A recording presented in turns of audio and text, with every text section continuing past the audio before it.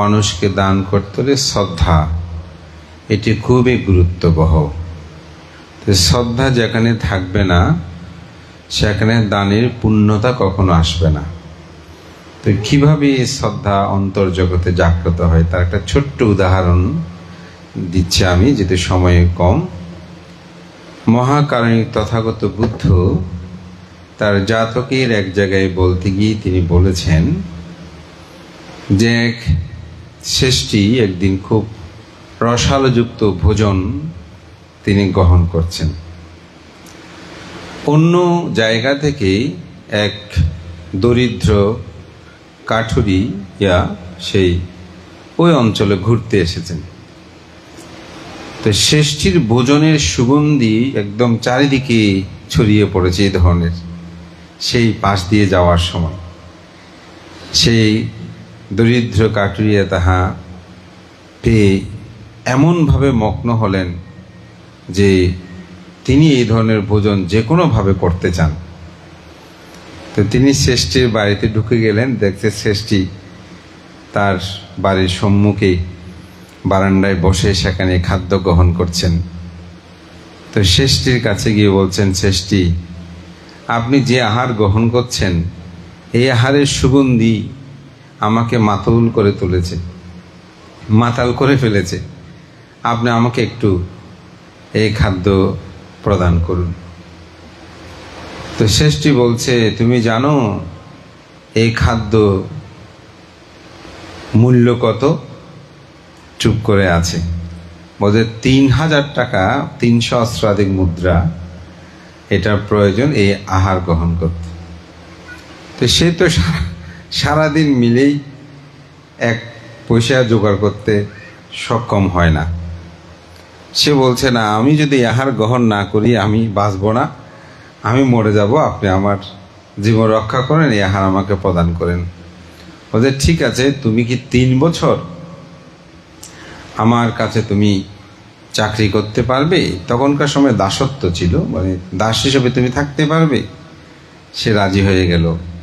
ঠিক আছে, আমি এই একবেলা আহার গ্রহণের জন্য প্রয়োজন আমি 3 বছর আপনার চাকরি করব। তো 3 বছর পর্যন্ত সে অত্যন্ত সুবাধ্য হয়ে এই চাকরি করে, যখন যেটা বলেছে সেই সেটা করেছে। কেন? শুধু একবেলা এই সুস্বাদ্য সুগন্ধযুক্ত সে আহার গ্রহণ করার জন্য। তো 3 বছর যখন তার পূর্ণ হয়, তার বেতন আসে 1000 মুদ্রা বা 1000 টাকায় ধরি আমরা, তাহলে আরো 2000 টাকা। কিন্তু তার চলাফেরায় কথাবার্তা এত সুবাদ্যতা, শ্রেষ্ঠী খুব খুশি হলেন। শ্রেষ্ঠী মানি বর্তমানে আমরা শিল্পপতি যাকে বলি। তো বলছে, ঠিক আছে, তোমাকে এখন সব ব্যবস্থাপনা করা হবে, তুমি এত অনুগত হয়ে করেছো, যখন যেটা বলেছি তুমি সেটা করেছো, যাতে কোনোরূপভাবে সৃষ্টির সাথে তার দ্বন্দ্ব না হয়। তাকে আহার আদি ব্যবস্থা করলো। নিজের স্ত্রী ব্যতীত অন্যান্য যত সেবক সেবিকা ছিল সবাই তাকে সেবা করার জন্য দায়িত্ব দিল। বলছে, আমি যেভাবে সুগন্ধিযুক্ত সাবান দ্বারা স্নানাদি কর্ম সম্পাদন করি, পানি ব্যবহার করি, আমাকে যেরকম করো, আজকের একবেলা আহারের জন্য তোমরা সবাই তাকে সেভাবে সেবা দেবে। তো তাকে সেভাবে সেবা দিল। সে খাবার আসনে, উনি বসে যেখানে খায় ঠিক ওখানে তাকে আসন আদি দিল, সব কিছু দেওয়া হলো। তো ভোজন গ্রহণ করবেন, ঠিক সে মুহূর্তে বাড়ির সম্মুখ দিয়ে একজন অরহৎ ভিক্ষু হেঁটে যাচ্ছেন। তো অরহৎ ভিক্ষুটা কেন এসেছেন এটা অনেক ঘটনা আছে, আমি অত কথা বলছি না, জাস্ট মূল বিষয়ে যাওয়ার জন্য সেটা বলছি।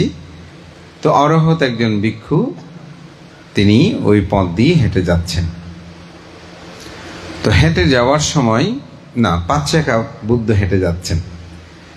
তো পাঁচচাকা বুদ্ধ যখন হেঁটে যাচ্ছেন সেটা দেখে ইতিমধ্যেই সমগ্র রাজ্যে এই 3 বছর চাকরি জীবনে তার সবাই আশেপাশে পথে ঘাটে দেখলেই বোধ হয় একবেলা আহারের চাকর এরকম বলতো, তাকে ডাকতো। যেহেতু সবাই জানে একবেলা আহারের জন্য সেই চাকরি করছে, তো সবাই তাকে দেখলে ডাকতো একবেলা আহারের চাকর, এরকম বলে তাকে উপহাস করত।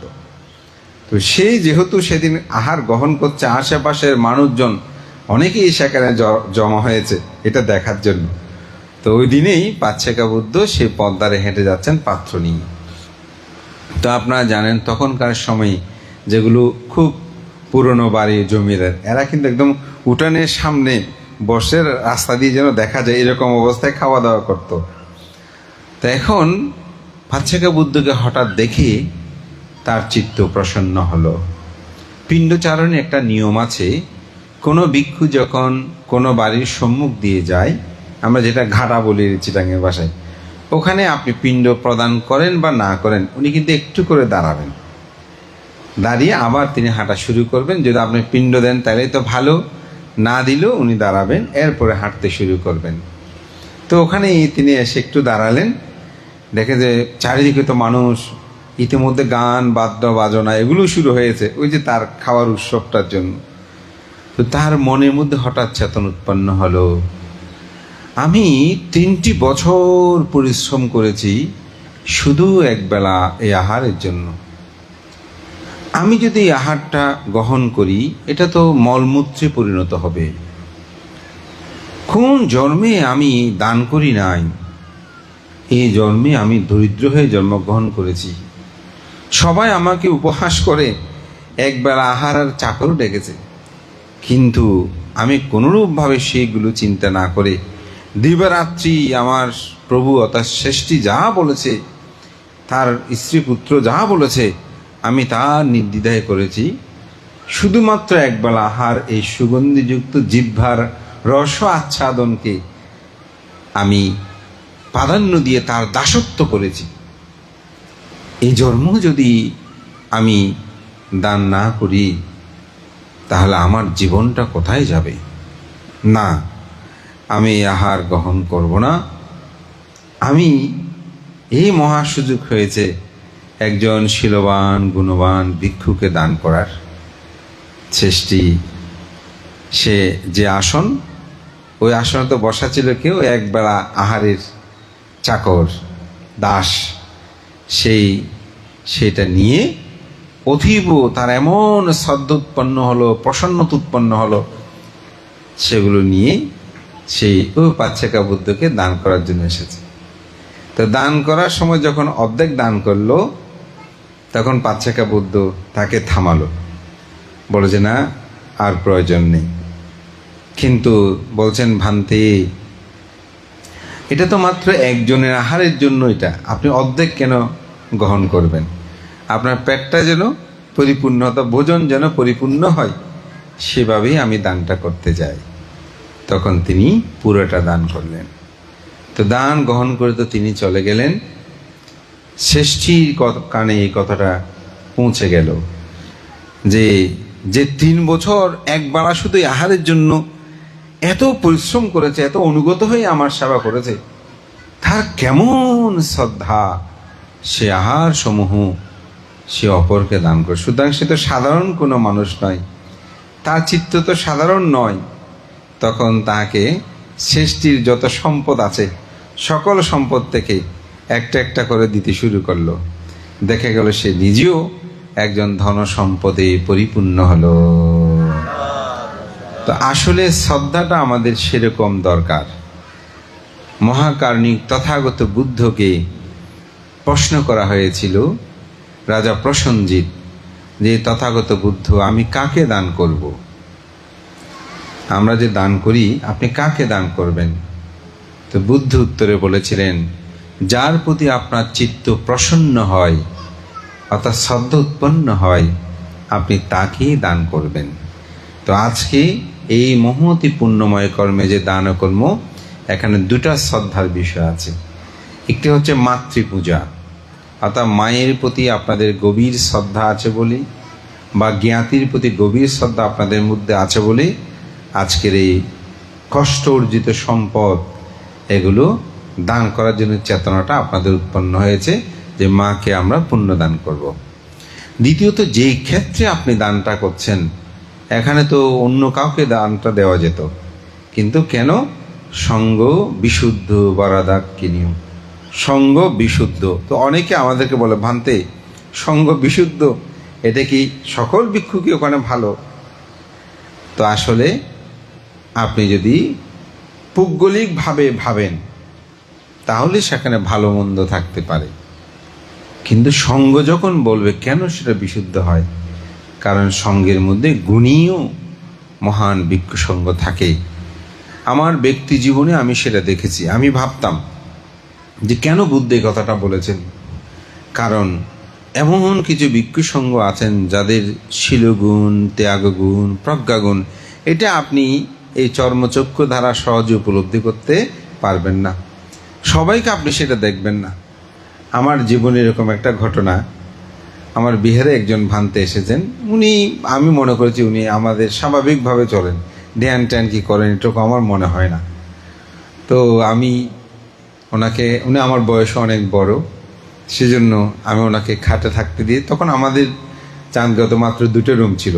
অতিথি ভান্তে আসলেই আমাকে নিচে থাকতে হতো। তো ভান থেকে আমি উপরে দিয়েছি, আমি নিচে শুয়েছি। তো প্রায় 3:30 বা 3টা হবে এই ধরনের টাইমে আমার হঠাৎ ঘুম ভেঙে যায় প্রাকৃতিক ডাকে।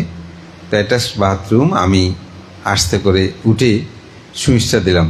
তো বাথরুমের দরজা তখন কোনো লাইট জ্বলছে, আলো বের হয়েছে না। দেখলাম ওই অতিথি ভান্তেটা তিনি মশারির ভিতরে তিনি ধ্যান করছে। আমি তো অবাক হলাম, আরে উনি এদিক সেদিক সাংগঠনিক বিভিন্ন কাজকর্ম করে, কিন্তু উনি যে নীরবে নিবৃতে ধ্যান করে এটা তো আমার জানা ছিল না। তা আমি খুব আস্তে করে ছিটকুনিটা লাগালাম, পানি নিষ্কাশন যেগুলো করলাম খুব মানে শব্দ না হয় মতো করে। কিন্তু আমি যখন টয়লেট থেকে বের হচ্ছি দেখি তিনি শুয়ে গেছেন।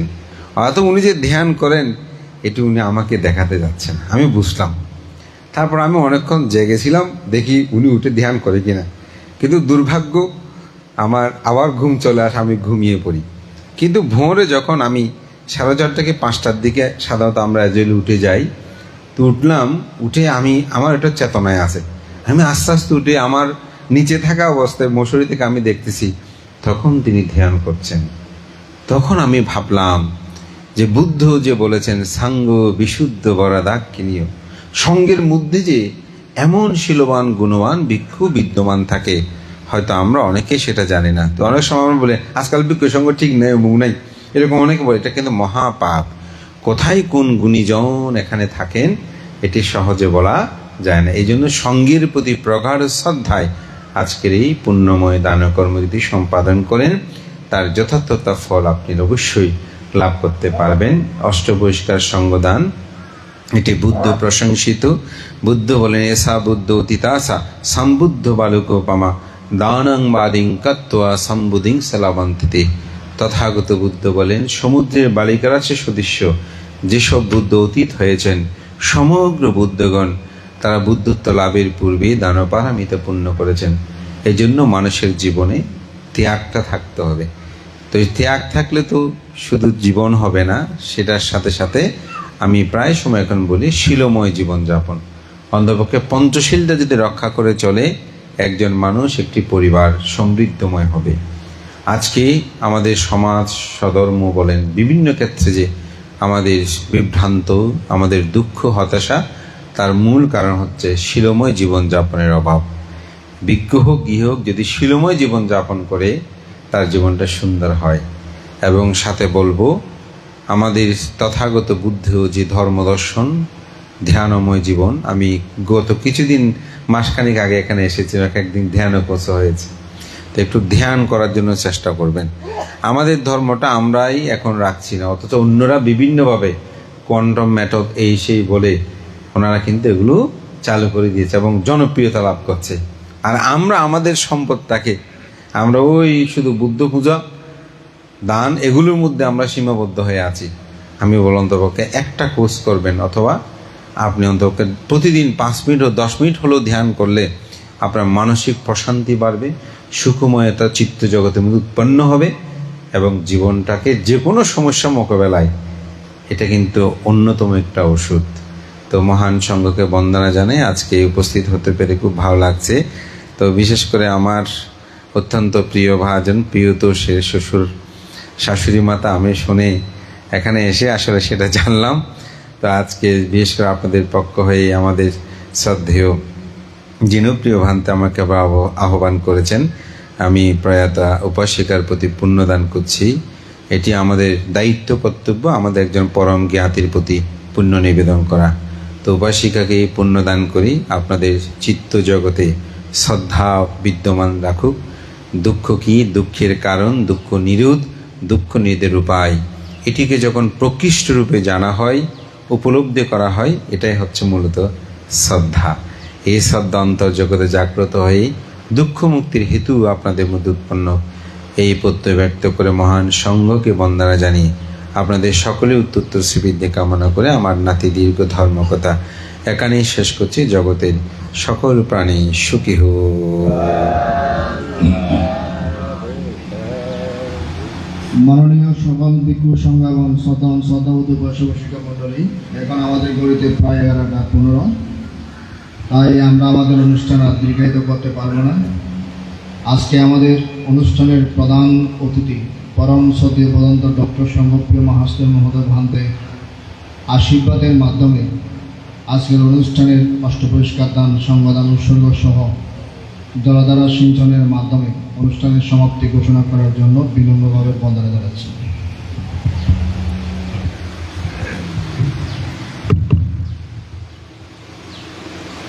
মাননীয় আজকের সংবাদান অনুষ্ঠানের মান্যবর সভাপতি, উপস্থিত বিশেষ অতিথিবৃন্দ, প্রধান সদ্ধর্মদেশক মাননীয় সংঘ, মহান সংঘের প্রতি সম্মান গৌরব প্রদর্শন করছি এবং আপনারা যারা এই অনুষ্ঠানকে সমৃদ্ধ করেছেন উপস্থিতি দিয়ে, সকলের জন্য মহান সংঘের পক্ষ থেকে পুণ্যদান করছি প্রয়াত উপাসিকার প্রতি, এবং আপনারা যারা উপস্থিত হয়ে সুন্দর কর্মকে, সাধুকর্মকে অনুমোদন দান করেছেন, সকলের সুন্দর জীবন কামনা করে সভাপতির মাধ্যমে পুণ্য দান করছি। আপনারা সাধুবাদ দিয়ে অনুমোদন করুন। পূজ্য সভাপতি, মাননীয় সংঘ, এতক্ষণ পর্যন্ত দুজন ভিক্ষু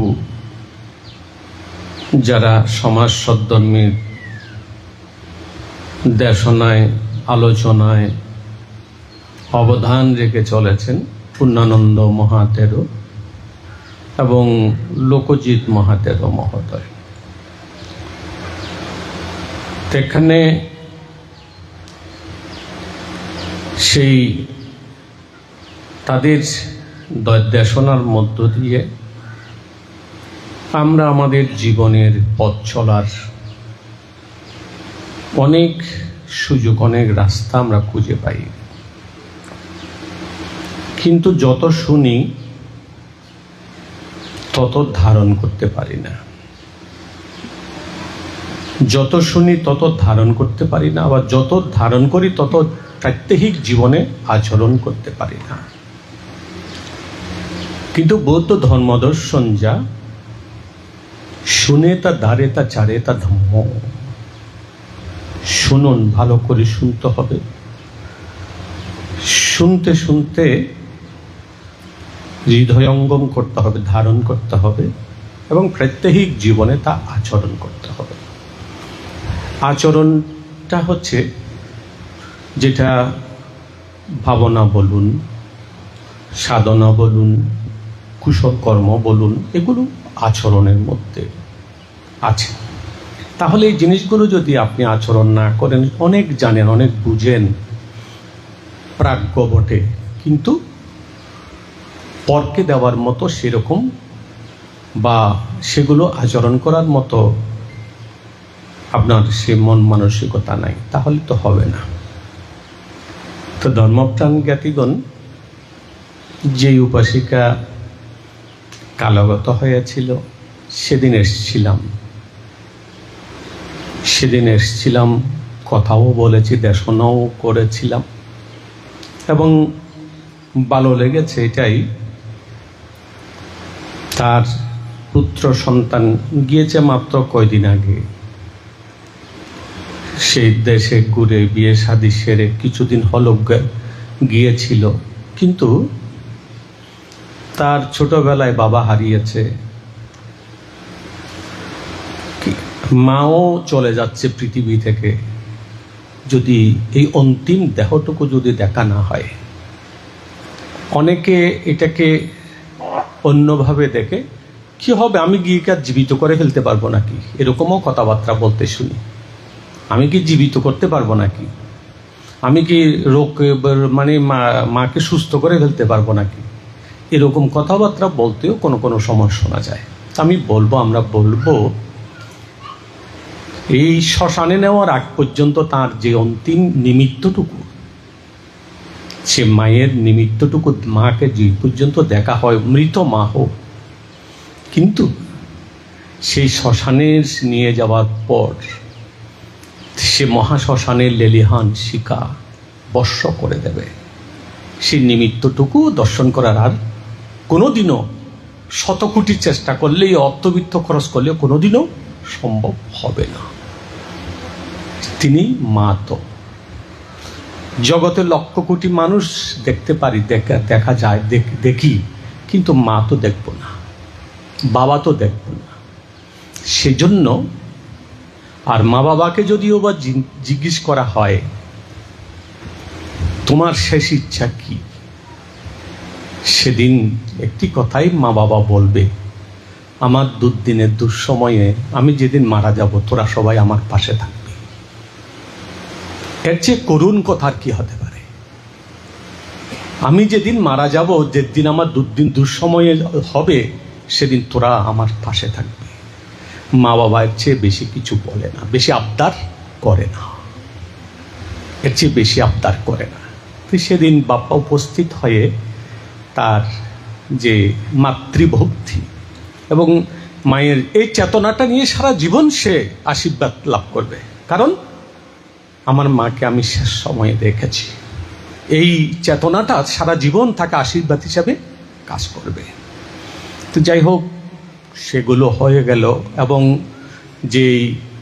তার যে উপাসিকার কথা আমরা বারবার করে বলছি, মানুষ, এই পূর্ণানন্দ বলল যে সেখানে সমস্ত কার্যগুলি তো সেখানে আন্দারমানিকে হওয়ার কথা ছিল রাউজানে, এখানে কেন হলো? এখানে সেই যখন স্বামী নেই, মাথার উপর ছাদ নেই, তখন চিন্তা করলো যে বোধহয় আমার বাপের বাড়িতে এসে আমার নিরাপত্তাটা ভালো হবে। এবং মানুষ সে বিয়ের পরে, বিয়ে হয়ে যাওয়ার পরে সবার সাথে যে ঐক্য, সংহতি, ভ্রাতৃত্ব, মৈত্রী বন্ধনে আবদ্ধ থেকে চলতে পারাটা একটা বিশাল ব্যাপার। কিন্তু সেই উপাসিকা পেরেছে, ছেলেরাও মানুষ করেছে, মেয়েকেও মানুষ করেছে, এবং সর্বোপরি সবার আদর নিয়েই সর্বশেষে তিনি কালগত হয়েছেন। সবার আদর, স্নেহ, ভালোবাসা নিয়েই তিনি যেতে পেরেছেন। এবং সেই কথাগুলো সেদিনও অন্ত্যেষ্টিক্রিয়ার দিন এটা শুনেছি আমরা। তো সুতরাং এটুকুই বলবো, মানুষ শিক্ষিত, ডিগ্রি, বিভিন্ন কিছু থাকলে হয় না। শুধু মানুষ যদি গুণী না হয়, মানুষ যদি বিনয়ী না হয়, মানুষ যদি ভদ্র নম্র না হয়, মানুষ যদি কম্প্রোমাইজ এবং অ্যাডজাস্ট করার মতো মন মানসিকতা না থাকে, এখানে ডিগ্রি, অর্থ, বিত্ত দিয়েও কিছু হয়ে ওঠে না। আজকে সেই উপাসিকার প্রতি পুণ্যদান করছি, তার সন্তানদের প্রতি পুণ্যদান করছি, এবং যারা পিসি পিসি বলে একেবারে কথা বলছে, তাদের সেই ভাইয়ের মেয়েদের, ছেলেদের সকলের সুন্দর আগামী হোক, সুন্দর জীবন কামনা করে, সে তার সন্তানের প্রবাদ জীবনেরও সুস্বাস্থ্য, দীর্ঘায়ু কামনা করে, সকলের মঙ্গল, সুখ, শান্তি কামনা করে আমি আমার সংক্ষিপ্ত কথা শেষ করছি। জগতের সকল প্রাণী সুখী হও। সকলে তিনবার নাম তার বলে বুদ্ধ বন্দনা করুন।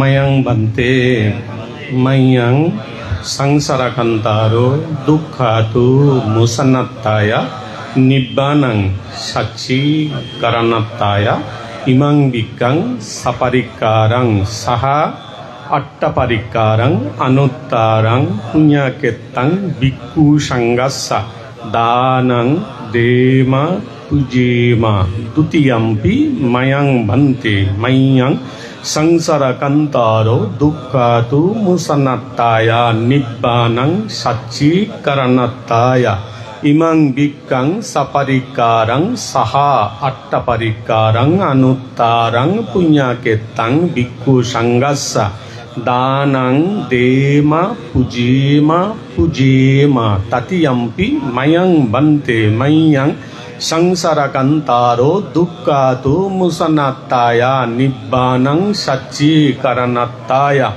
imang bikkang saparikarang saha attaparikkarang anuttarang punyaketang bhikkhu sangassa danang dema pujema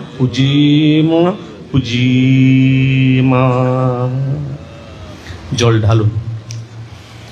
Idang mo yatinang to sukita honto yatayo idang mo yatinang to sukita honto yatayo idang mo yatinang to sukita honto yatayo unname udakang vatang Etaninang pavacchati evameva itu dinang yati nang upakappati etabari baha pura bari purante sagarang evameva itu dinang yati nang upakappati Ettavata sayamei sampatang punya sampadang sabbe deva sabbe satta sabbe manussa sabbe amanussa sabbe arya sabbe anarya namodanto sabba sampatti siddhya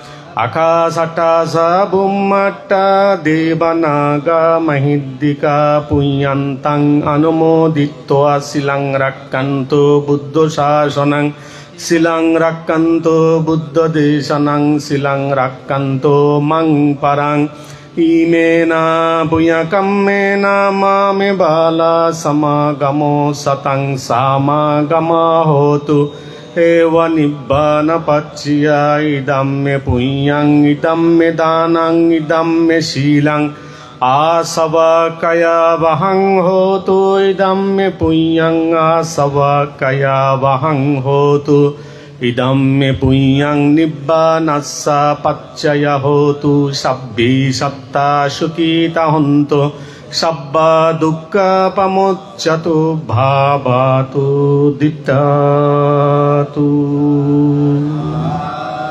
Sadhu